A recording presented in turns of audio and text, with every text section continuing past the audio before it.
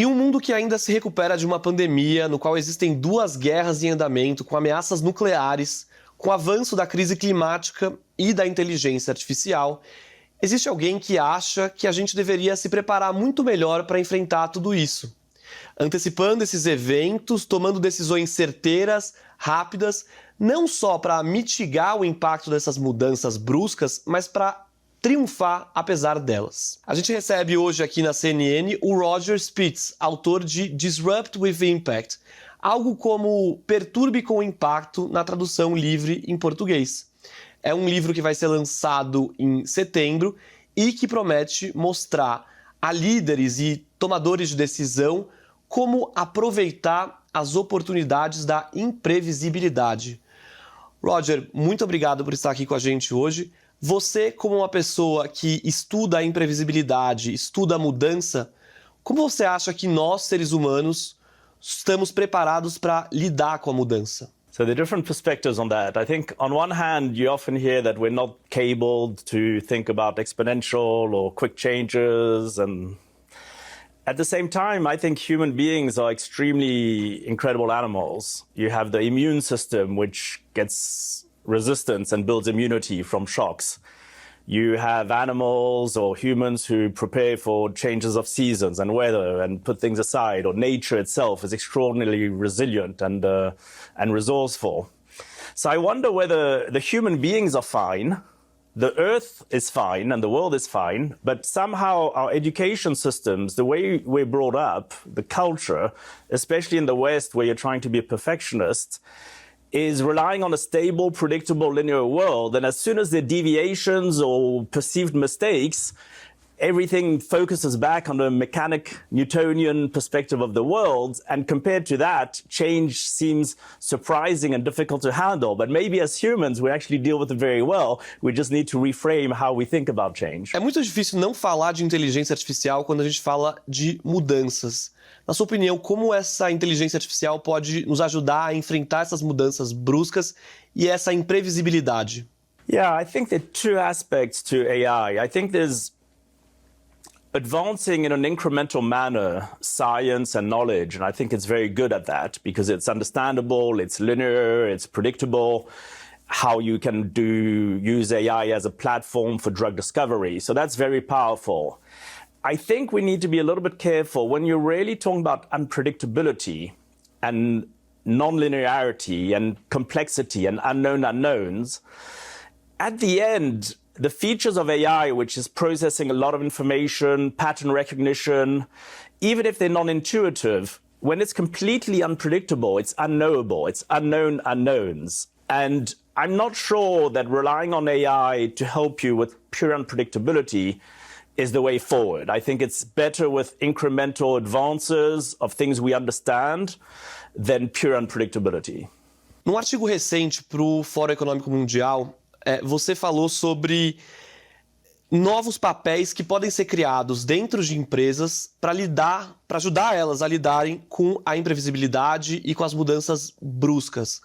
Na sua opinião, as empresas e até os governos deveriam separar mais dinheiro, investir mais dinheiro em criar esses papéis, esses cargos e ter pessoas que estão cuidando disso especificamente? So, I do, but they will save a lot of money. So I'll expand on that. The role I mentioned, indeed, I'm part of the global foresight network of the World Economic Forum. And the role I mentioned is, which I invented, but it's the chief existential officer. And the chief existential officer is looking at low probability, but potentially very high outcome, very high impact events. They're not necessarily negative because it can be existential for a company to be on the next development or innovation. So it's also for value creation. But basically, there are trillions of dollars that will be transferring in value. Some of it will be destroyed by events, by the environment, by new technologies. Some of it will be destroyed, and some of it will be created in terms of value creation. And when you look at the money that was lost in terms of managing inflation or interest rates, and basically the assumption the world made is that you could control inflation, you didn't think about these potential huge unlikely events because they were low probabilities, But how much did it cost for the government to print money to control the financial crash of 2008 or inflation?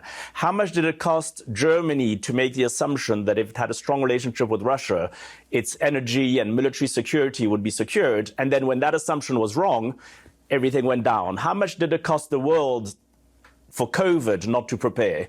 So the way I see the chief existential officer is that those companies that are not thinking about the opportunities that are low probability but very high results are not creating as much value as they could. And those institutions, countries, and organizations that are not thinking about the risks that could be existential, which the chief existential officer should think about, even if they're low probability, but if it's asymmetric, high risk, basically you're saving billions of dollars or millions of dollars to waste trillions of dollars. And that's the case of COVID. The lack of preparation for a few $1 billion meant that the world wasted trillions of dollars. So the question is whether the salary of a chief existential officer and the idea is more costly than lack of preparation. Você acha que também esses países em desenvolvimento, como o Brasil, a África do Sul, diferente dos países do G7, por exemplo, esses países podem lidar com a mudança brusca de uma forma melhor ou mesmo diferente?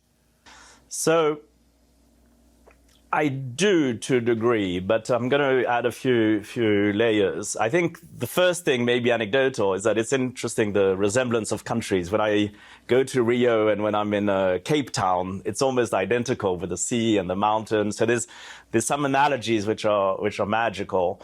I think in terms of resiliency and being able to sustain shocks, probably, unfortunately, part of the resilience of life and the world is that if you're in certain situations, I guess you get used to them. And I see Brazil as a very resourceful country, and so is a lot of Africa.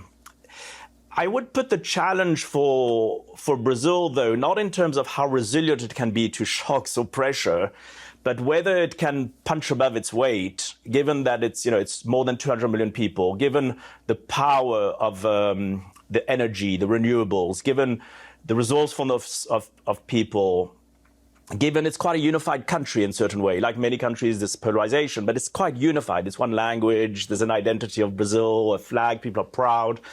And if you think of AI and ag tech and renewables, these are powerhouses where Brazil should be global leaders. So for me, what I would like to see, I know there's a kind of unfortunate joke about Brazil is always a country of tomorrow, but I think it can be the country of tomorrow for real and make it happen. Because you look at countries like India, they didn't just think about the resiliency, they really pushed it to the next level of really thriving on that. And so I guess the challenge for Brazil is pushing beyond resiliency to really becoming what it should be in relation to its powerhouse, resourcefulness, human capital, commodities, and so many other features, and simply size. It's an enormous country, so it has so much potential, and I'm looking forward to it catching up with India and others. Como eu disse na minha introdução, existem vários desafios hoje no mundo. Desses desafios que eu citei, quais deles te assustam mais? E se algum deles te assusta mais? So, one of my favorite authors, Nicholas Nassim Taleb, wrote a book which is well known, and the name is well known, called Black Swans. He didn't coin that term. Black swans were in London in the 15th century. No one had seen a black swan, and so the word black swan was like something that seemed impossible or didn't exist. Of course, they do exist, but they didn't know. And Nassim Taleb calls black swan, and I think that's the term that's used, as something that's really unknowable. So you cannot, in a sense, prepare for it directly as a specific event because it's unknowable. I would caution two things, though. Number one is the world likes to say this is a black swan, it's unpredictable, you cannot possibly prepare for things that they should have been thinking about. The fact that a pandemic might arise, maybe we didn't know the name of it, the exact date or nature, but certain better preparation and resiliency around possible pandemics is not a black swan. It's something which the world chose to kind of ignore, even till it was very, very close. And then the second thing I would say is that even though you cannot prepare for a specific event, that doesn't mean you can't build resiliency in systems. You can't pay more attention to changes. Even just simply accepting that the world is constituted by more and more infrequent events. The news items which says first time ever, unpredictable, When you start seeing that every day, the world has to ask itself whether what's wrong is the way it's thinking about change, or whether actually you often have rare events and they seem to be accelerating. And so if we take that into account, you're building resiliency, you're building preparation, maybe you're changing the educational system, incentive structures, governance structures, and then you're not preparing for a specific shock that's unpredictable, but you have better resiliency and preparation for these kind of events. Sobre o seu próximo livro, que vai ser lançado em setembro, o que os leitores podem esperar de conhecimento prático sobre lidar com a mudança brusca e a imprevisibilidade? Yeah, so I put a lot of thought into it because when I read a lot of the literature around change, I felt that it was often very good or not, but at describing change. And the really difficult thing is, what do I do about it now? So what? And so I took on board basically 20 years advising boards, CEOs, and investors on their most strategic deals from my previous life as an investment banker in M&A, and tried to distill that with the key learnings from it, and trying to avoid the playbooks and this is how it works, because we don't know how it works. So the emphasis is very much on how do you think about discontinuity or disruption? How do you prepare for it? And it involves what we call, and it's the last chapter of the book, the disruptive thinking canvas, which are 6 steps which we feel are helpful to prepare for unpredictability and which are very tangible. We give examples, we have a canvas, and the idea is just a few elements, is really to be more thoughtful about how you evaluate weak signals and notice things. And then by noticing things and seeing the world differently and revising your assumptions, you're more likely to prepare differently. So how do you do that? How do you ideate? How do you prepare different scenarios? And then at some point you need to make decisions despite the uncertainty. And then you need a feedback loop because things constantly change. So it's really helping people with a concrete framework to allow them to not think about the prediction and to be better at predicting, but actually to think about accepting uncertainty and unpredictability and to be better at preparing for it. No começo da nossa entrevista, eu te perguntei se os seres humanos lidam bem com a mudança, mas eu quero mudar um pouco essa pergunta e fazer a seguinte pergunta. Você lida bem com a mudança e o que desse seu trabalho você consegue trazer para a sua vida cotidiana sobre mudança e imprevisibilidade? Love it.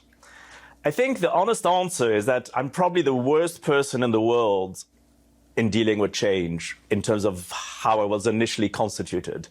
I was initially trained as a chartered accountant. I was in investment banking, a very structured, very hierarchical, very numbers, data-driven environment where my life worked like clockwork. And there's this famous Monty Python sketch, The Lion Tamer, and I'm basically Michael Palin in The Lion Tamer at that point as a chartered accountant where things are running like clockwork in terms of not being, I want to be a lion tamer, I want change, excitement, and not knowing how to handle it. And one of the reasons I actually decided to move out of investment banking, and nothing wrong with investment banking, but is that over the past maybe close to a decade, I got very interested in understanding better change and going down the rabbit hole about realizing that the assumption the whole world makes, companies, the consultants, everyone, most people, that the world is linear, stable, and predictable, that assumption is wrong.